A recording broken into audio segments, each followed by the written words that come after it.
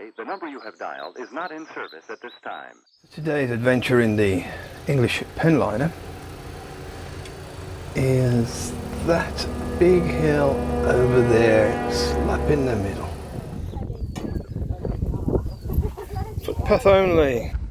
This is the before we get up there, looking healthy. Here we are at the start. The bottom, we're going all the way up there.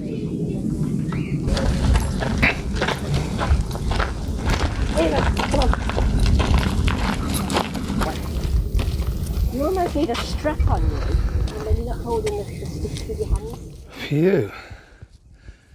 Well, we went off then for a moment.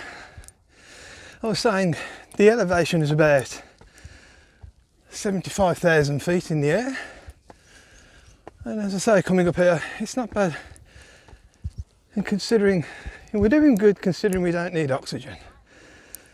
But the plan is when we get to the top, my friend up there, Paul, he doesn't realise that he's carrying a mini parachute.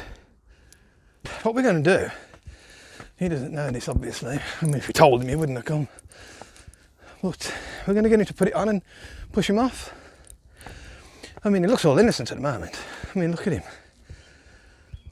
There he goes, carrying on walking.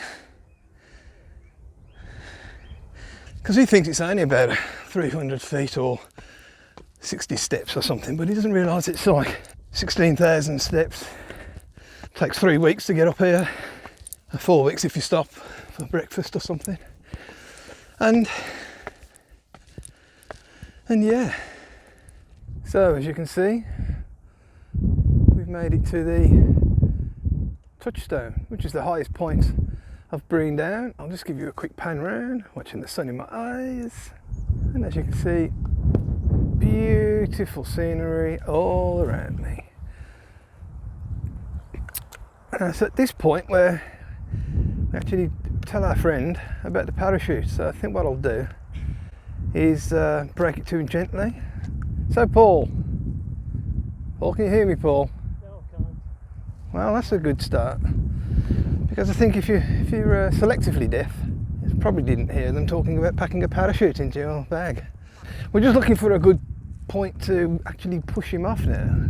Because if he gets too much of a run, he'll sort of try and stop, won't he? So it's got to be more or less like a sheer drop. So if we put the parachute on him here and give him a push, nah, he's just going to flipping run away, isn't he, really? Unless the parachute accidentally deployed. See if I can find an actual spot where we can just get rid of him, really.